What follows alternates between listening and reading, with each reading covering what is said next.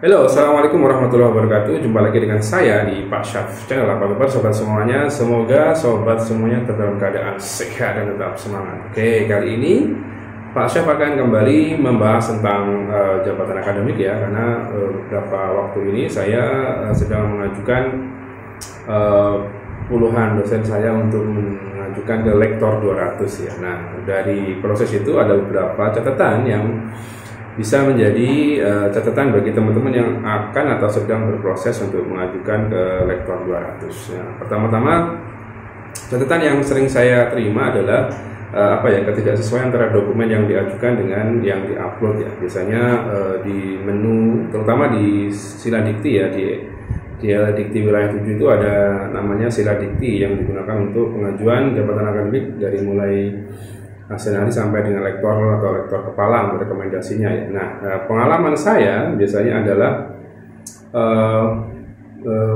tidak sinkron antara dokumen yang diminta dengan dokumen yang diupload ya. Misalnya di sana ada diminta SK jabatan akademik terakhir, yang diupload ternyata adalah SKN passing untuk jabatan terakhirnya.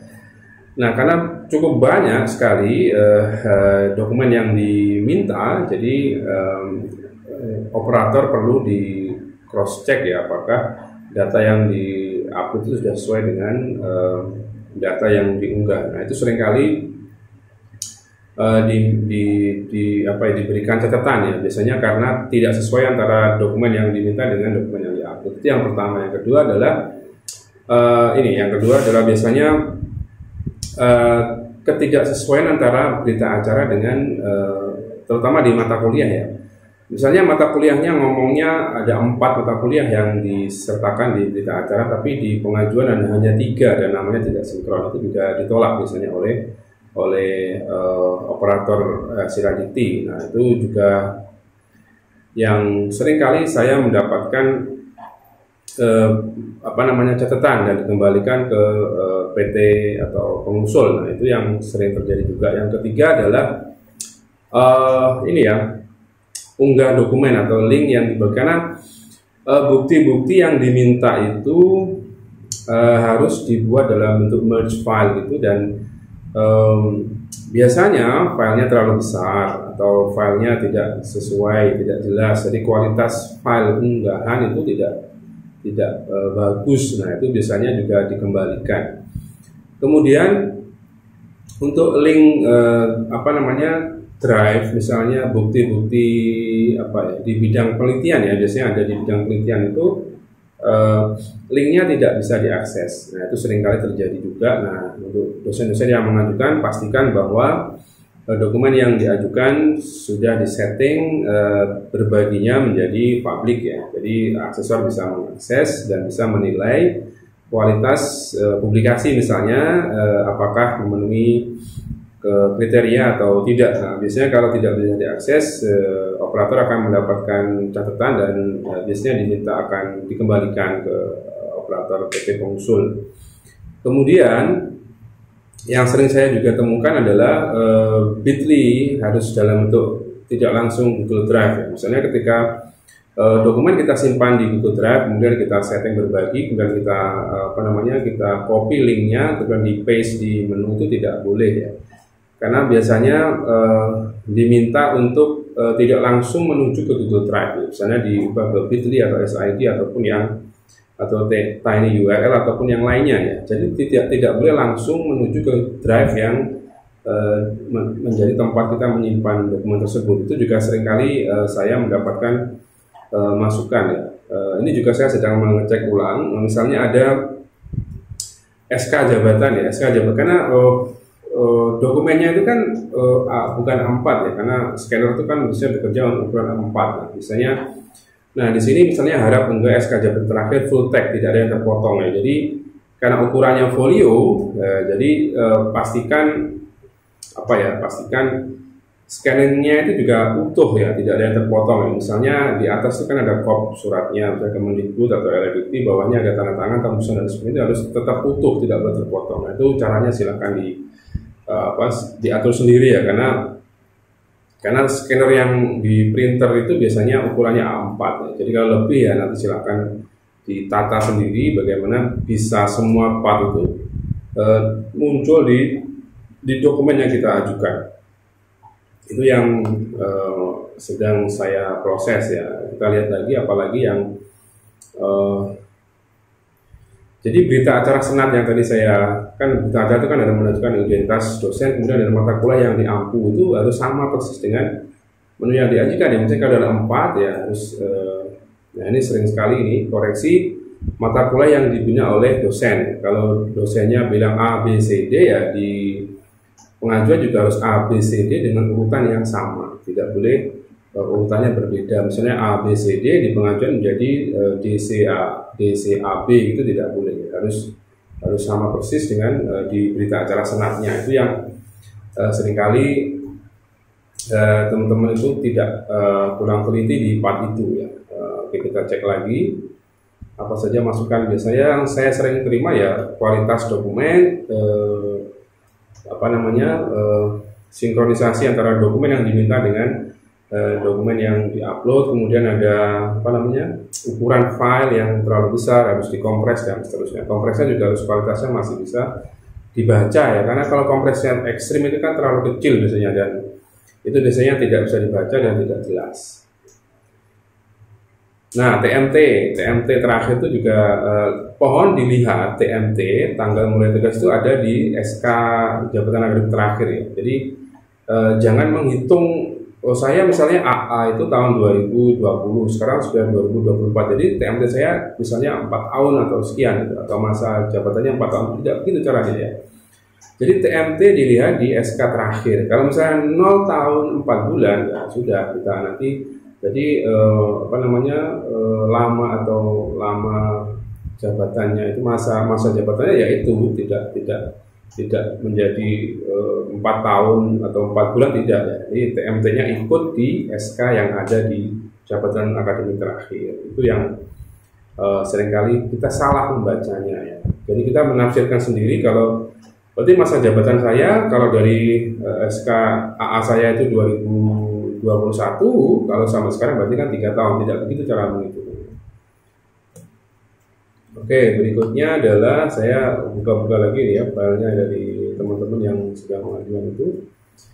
TMT jabatan terakhir pada dosen Siradikti harus disesuaikan dengan dokumen pendukungnya. Jadi TMT-nya itu ya didukung dengan apa? Ya SK jabatan terakhir. Masa lamanya masa tugasnya berarti ya dihitung TMT di SK terakhirnya. Kalau 0 tahun 4 bulan ya itu bisa jadi itu sesuai dengan yang ada di SK. Nanti kalau sudah naik jabatan lagi, nah itu bisa dihitung dari SK terakhir sampai sekarang dapat jabatan baru itu berapa tahun, berapa bulan. Nah, itu baru nanti menjadi masa jabatan terbaru. Nah, jadi seperti itu ya, tidak kita hitung sendiri seperti itu. Nah, ini banyak sekali yang menghitung TMT-nya masih kurang tepat. Kemudian mata kuliah disinkronisasi dengan berita acara senat dan seterusnya. Nah, karena biasanya hitung-hitungannya itu tidak ada masalah ya, karena kan kalau dari AA ke lektor 200 atau 300 kan tidak terlalu, apalagi kalau lektor 200 kan tidak terlalu banyak ya. Hukumnya yang dibutuhkan hanya 50 dibagi dengan keempat aspek itu kan tidak terlalu jauh. Nah, biasanya yang menjadi titik temu itu atau yang sering saya sampaikan ke teman-teman itu tolong ditingkatkan di hukum C-nya atau di penelitiannya ya. Jadi biasanya yang kurang atau sering menjadi catatan selain yang itu tadi dokumen-dokumen administrasi itu adalah di hukum C. Kalau tapi 50 kan dibagi misalnya 50% di pendidikan pengajaran dan seterusnya itu kan makin kecil saya kira untuk masa kerja yang antara AA dan lektor yang 3-4 tahun atau minimal 2 tahun saya kira sangat cukup. Berikutnya adalah ini kita cek lagi. Sama ini yang paling banyak adalah ketidaksesuaian antara mata kuliah yang dibina dengan yang ada di pengajuan. Nah, setelah itu, biasanya setelah ada revisi itu, dosen diminta membuat surat klarifikasi yang menyebutkan bahwa sudah dilakukan perbaikan terhadap revisi yang dilakukan dosen sesuai dengan masukan dari tim LDT, kemudian disertakan dengan bukti-bukti revisinya. Nah, kalau itu sudah diupload, nanti dinilai lagi apakah sudah sesuai dengan yang diminta. Kalau belum, ya berarti harus diperbaiki lagi. Nah, seperti itu biasanya. Jadi bagi teman-teman yang sudah mengajukan ke Lektor 200, jangan takut ya. Biasanya lebih banyak ke aspek-aspek administrasi, kualitas dokumen, kemudian sinkronisasi antara dokumen yang diminta dengan dokumen yang diunggah, kemudian kesesuaian antara misalnya berita acara senat dengan urusnya lebih ke teknis sekali. Tapi kalau salah satu kan otomatis tidak akan diterima. Itu baru pintu pertama sebelum nanti masuk ke penilaian dari asesor. Nah, jadi kalau gerbangnya tidak lancar, berarti ya nanti tidak akan menjadi lancar proses berikutnya, karena sekarang sangat antri sekali, ribuan pengajuan di LGD 7 itu. Jadi teman-teman yang sedang mengajukan bisa setelah menonton video ini bisa mengecek ulang, pastikan semua data, ukuran datanya sudah ada. Nanti minta operator di sana ada ukuran maksimalnya berapa, misalnya berapa mega gitu. Sepertinya sih rata-rata 1 mega ya maksimal. Ya, jadi kalau dokumennya banyak, misalnya lama tidak mengajukan ada berapa tahun itu kan otomatis filenya terutama di pendidikan kan sangat banyak sekali. Misalnya presensi, nilai dan seterusnya itu kan kalau di merge kan jadi besar ukurannya. Nah, itu pastikan kalau saran saya tidak usah diambil semuanya. Kalau memang terlalu besar bisa dipilih masa yang mempunyai nilai yang paling besar. Nanti misalnya 2 tahun terakhir atau 3 tahun terakhir dipilih yang paling oke, kemudian itu yang diajukan nanti supaya filingnya tidak terlalu besar yang berakibat ditolaknya dokumen yang diajukan oleh operator. Jadi setelah menonton video ini jangan lupa dilihat lagi, dicek ulang, pastikan seluruh dokumen sudah benar, kualitasnya bagus, tidak ada yang terpotong, ukurannya pas, kualitasnya oke. Sinkron dengan menu yang dibutuhkan, kemudian diunggah di drive. Jangan lupa dibuatkan third party-nya atau sisi ketiganya, misalnya Bitly atau SID atau Tiny URL yang bisa diakses secara langsung, dan pastikan dokumen bisa diakses oleh asesor. Saya kira itu yang bisa saya sampaikan kali ini. Ini adalah pengalaman saya sebagai operator juga sekaligus juga tim BAK juga.